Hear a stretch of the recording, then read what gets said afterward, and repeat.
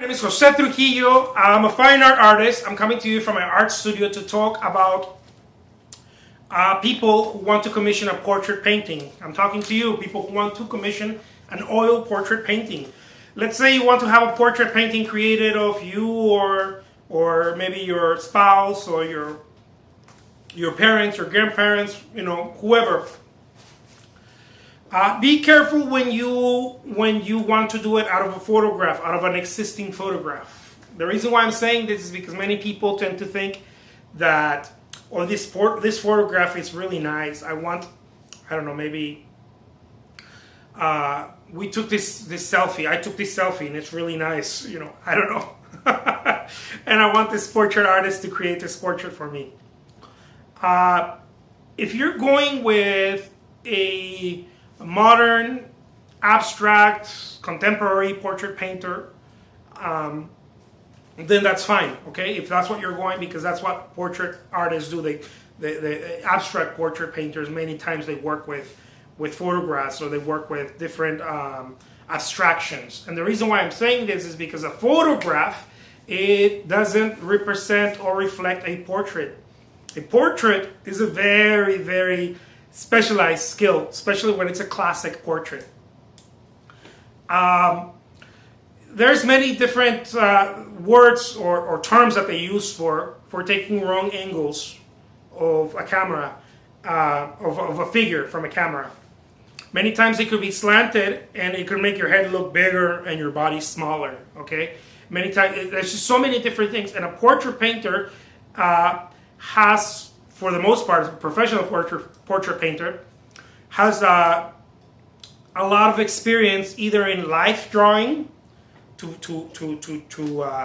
tackle those challenges in life drawing, or in photography. They have they took extensive photography classes or workshops to understand how to take a proper photograph of you or your family, so that the light is right. And there's many things that involves. That's why I'm telling you, be careful when you just get a photograph, because you might have a memory of yourself and you're like, oh yeah, or these are my parents, or these are my kids. And in your mind, you're not looking at the photograph, you're looking at your kids, at the faces and your memory. But when you look at the photograph, it will not reflect a beautiful portrait painting many times, especially if it was taken by someone who's not a professional photographer. Especially if it was taken by a professional photographer and that was creating a portrait photograph, then that makes sense, because they know what they're doing. They understand space and value and lighting and all of that. It might seem a little strange, these things that I'm telling you, but these are the things that a portrait painter is thinking. In order to give you the best possible portrait, allow them to take the photograph. If it's just impossible, then okay, go with what you have. Go with your existing photograph. But you want to allow them to take the photographs, because they know exactly what type. For example, I used to do portrait paintings.